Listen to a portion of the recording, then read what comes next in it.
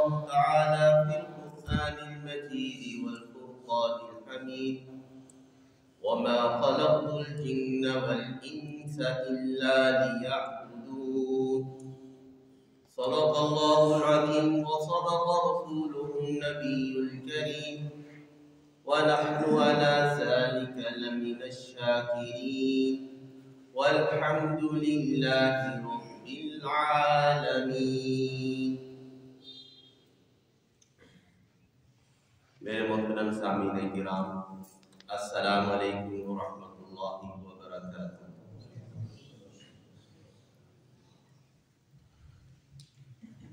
آپ جانتے ہیں کہ دسمبر کا مہینے کا آغاز ہو گیا ہے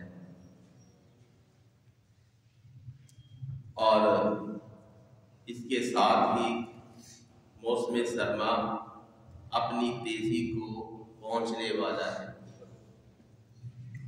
آج یہ بات عرض کرنی ہے، یہ سردی کا موسم مومن کے لیے ایک بہار ہے۔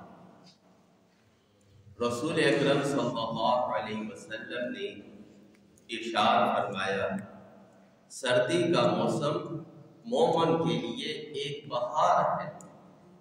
دن چھوٹے ہوتے ہیں وہ روزہ رکھتا ہے، راتیں لمبی ہوتی ہیں وہ تہجد پڑھتا ہے، اور یہ دونوں باتیں، روزہ اور تہجد، یہ دونوں باتیں اللہ کے ولیوں کی نشانیاں ہیں۔ اس لیے سردی کا موسم شروع ہوتے ہی یہ دونوں نعمتیں اللہ تعالیٰ ہر مسلمان کو عطا کر دیتا ہے، اور یہ سردی کا آنا، گرمی کا آنا، یہ دونوں اللہ تعالیٰ کی نشانیوں میں سے ہے۔ إِنَّ فِي خَلْقِ السَّمَاوَاتِ وَالْأَرْضِ وَاخْتِلَافِ اللَّيْلِ وَالنَّهَارِ، آسمانوں اور زمین کے پیدا کرنے میں اور دن اور رات کے آنے جانے میں یہ نشانیاں ہیں عقل والوں کے۔ جیسے دن کا آنا جانا اللہ کی نشانیوں میں سے ہے، ایسے ہی یہ موسم بھی اللہ کی نشانیوں میں سے ہے۔ یہی دن اور رات ہوتے ہیں کہ کبھی گرمی کا موسم آ جاتا ہے، یہی دن رات ہوتے ہیں کبھی سردی کا، کبھی بہار کا، کبھی خزاں کا موسم آتا ہے۔ یہ دونوں سارے موسم یہ اللہ کی نشانیوں میں سے ہے۔ کون ہے جو سردی کو لاتا ہے، گرمی کو غائب کر دیتا ہے؟ یہ اللہ رب العالمین ہے۔ حدیث پاک میں آتا ہے، رسول اکرم صلی اللہ علیہ وسلم نے ارشاد فرمایا، اشتقت النار الى ربها وقال اکل بعض بعضا، آگ نے، جہنم نے اللہ سے شکایت کی، یا اللہ میری گرمی نے ہی مجھے کھا لیا ہے، میرے بعض حصے نے میرے بعض حصوں کو کھا لیا ہے، تو مجھے سانس لینے کی اجازت دے دی جائے۔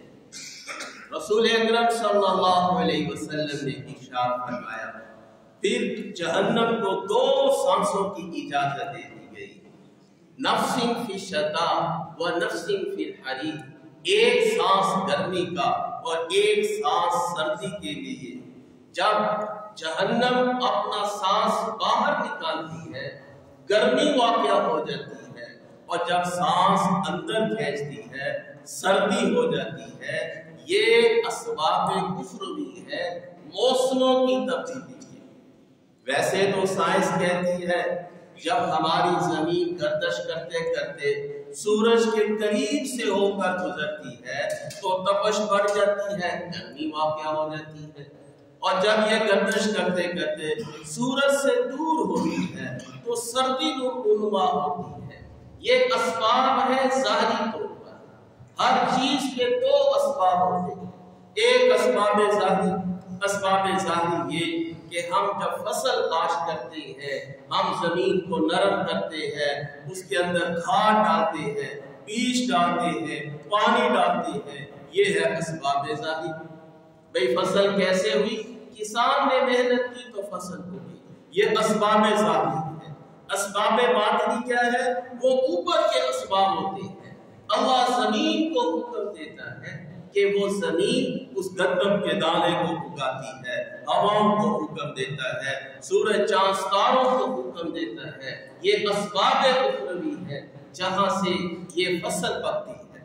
ہم اسباب دنیا کو دیکھتے ہیں، ہم دیکھتے ہیں زمین سورج سے دور ہو گئی لہذا سردی ہو گئی، لیکن اخروی اسباب میں سے ایک یہ ہے کہ جہنم سانس لیتی ہے، ایک سانس گرمی کا اور ایک سانس سردی کا۔ بہرحال میرے بھائیوں، یہ موسمیں بھی یہ اللہ کی نشانیاں ہیں، اور اس ملک کی بہت بڑی نعمت عظمیٰ ہے۔ اللہ تعالیٰ نے ہمیں ایک ایسا خطہ عطا کیا ہے، اس خطے میں بڑی ہی اللہ نے اپنی نعمتیں رکھی ہیں۔ دیکھیں اگر سردی نہ ہوتی، گرمی ہوتی تو کتنا نقصان ہوتا، بہت سی فصلیں نہ بن پاتی۔ اگر سردی ہی سردی ہوتی، جیسا کہ اکثر یورپ کے ممالک میں ہے جہاں اکثر سردی رہتی ہے، وہاں ان کے اپنے بہت سے مسائل ہیں کہ سردی کی شدت سے وبائیں پھیل جاتی ہے، سردی کی شدت سے نظام زندگی معطل ہو جاتا ہے، اور وہاں پر اپنے بہت مسائل ہوتے ہیں۔ تو اللہ رب العالمین نے اس ملک پاکستان کو سارے موسم دیے ہیں اور انتہائی اعتدال سے دیے۔ اللہ کے فضل سے نہ اتنی گہری سردی پڑتی ہے کہ ہمارا جینا مشکل ہو جائے، نہ اتنی گہری گرمی پڑتی ہے۔ یہ اللہ کا فضل ہے۔ اللہ نے ہمیں سردی بھی دی اور گرمی بھی دی، یہ دونوں اللہ کے فضل ہیں، اور ان دونوں کی انسانوں کو بڑی ضرورت ہوتی ہے۔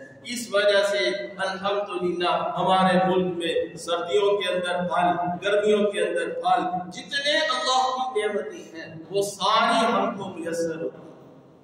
تو یہ گرمی اور سردی اللہ کی نشانیوں میں سے ہے۔ جب سردی اللہ کی نشانیاں ہیں تو مومن سردی سے اپنا حصہ ضرور اخذ کرتا ہے۔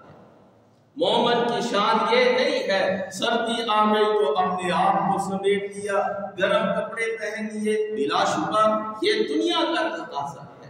مومن اس سردی سے کیا لیتا ہے؟ رسول اکرم صلی اللہ علیہ وسلم نے ارشاد فرمایا، مومن کے لیے سردی بہار ہے کہ دن چھوٹے ہوتے ہیں، روزہ رکھتا ہے۔ اب یہ روزہ نفلی اللہ تعالیٰ کو کتنا پسند ہے؟ فرمایا رسول اللہ صلی اللہ علیہ وسلم نے، الصوم لی وانا اجزی بہ، روزہ میرے لیے ہے اور میں اس کا اجر دیتا ہوں۔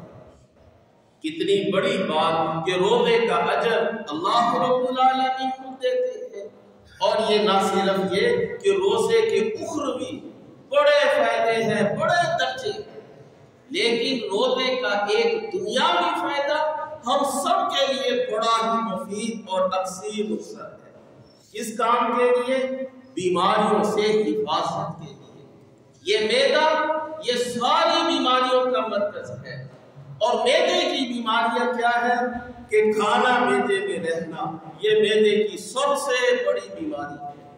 کھانا معدے میں رہتا ہے، جراثیم پیدا ہوتے ہیں، شوگر ہوتی ہے، سارے مسئلے یہ معدے سے پیدا ہوتے ہیں۔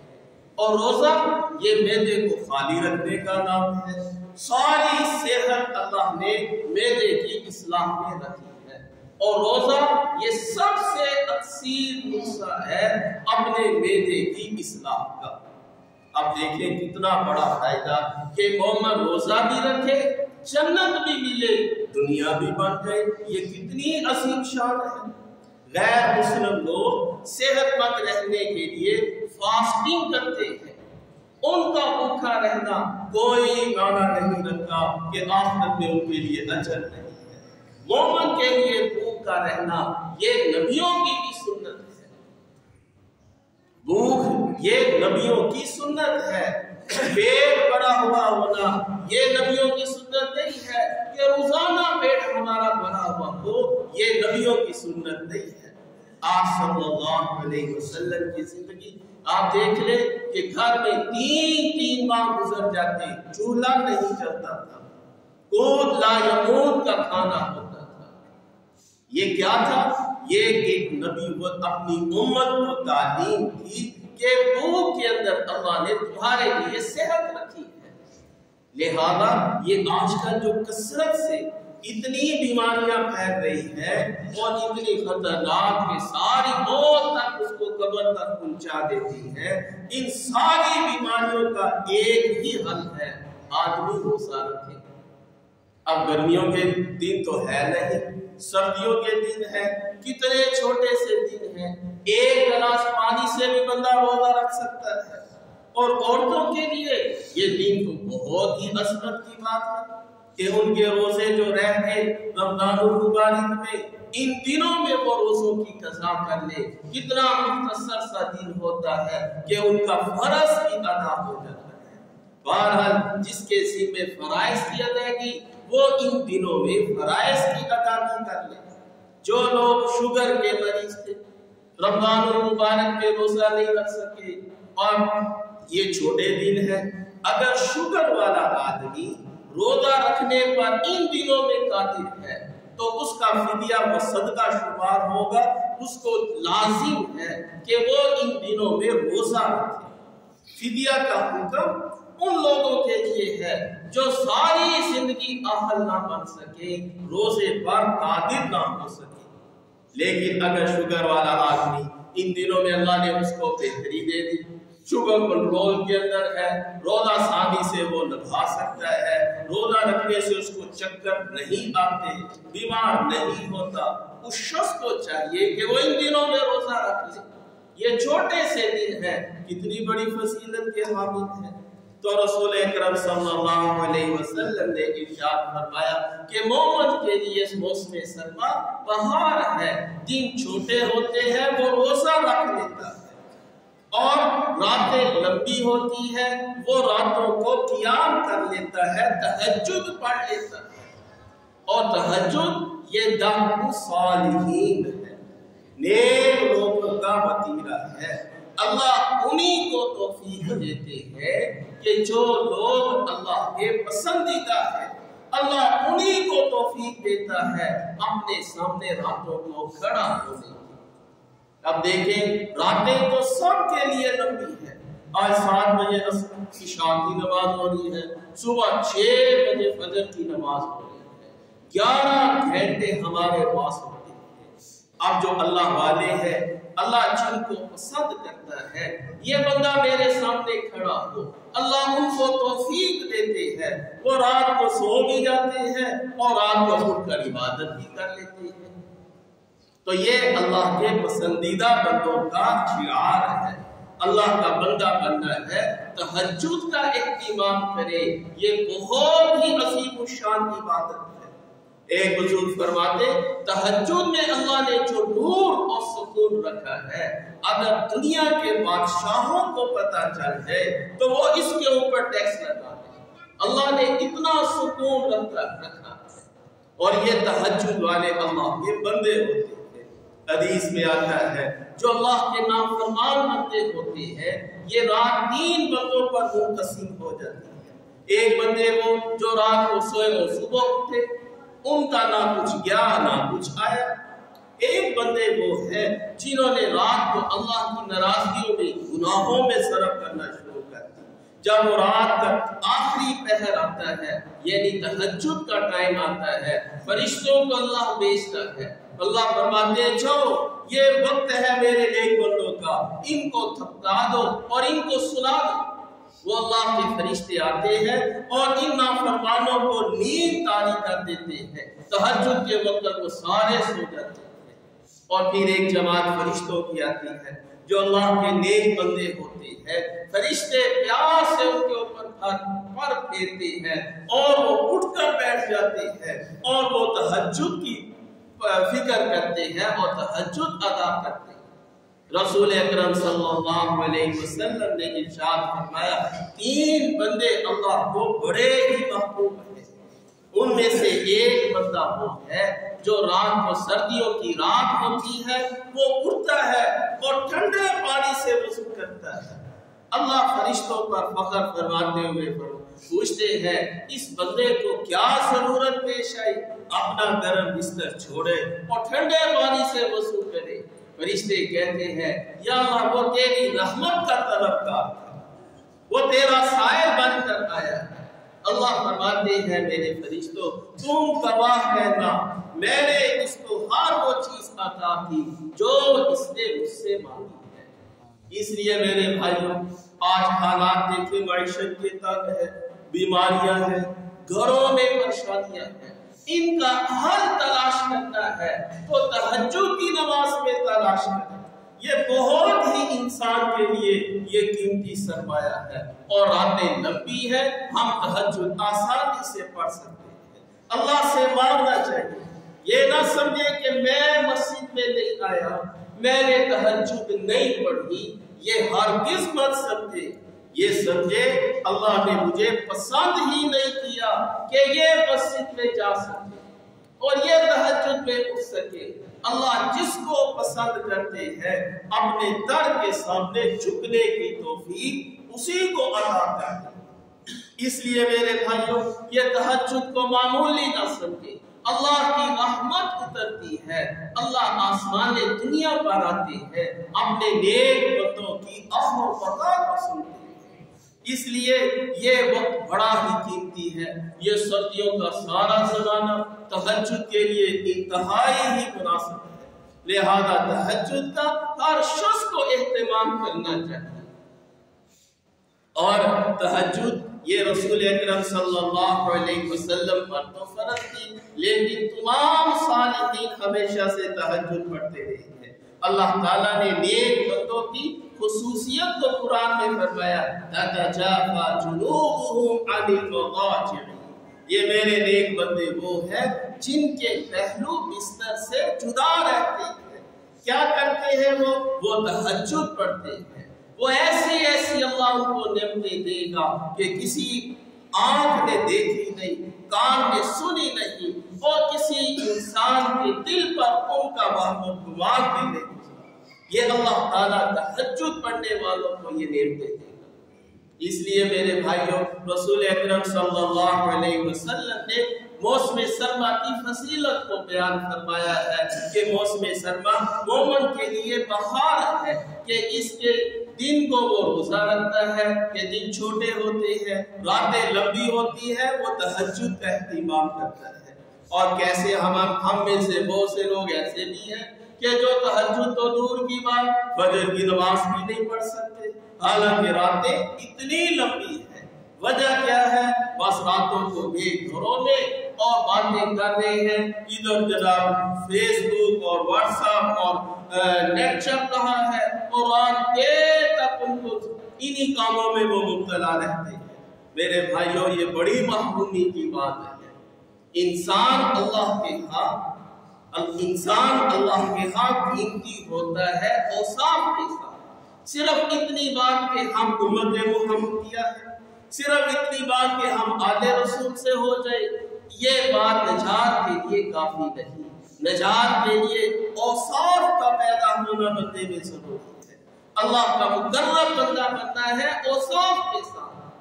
بلال حبشی کو دیکھ لے، کالے ہیں، غلام ہے، لیکن اوصاف کے ساتھ تصیف ہوئے تو اللہ نے کتنی ان کو شان عطا کر دی۔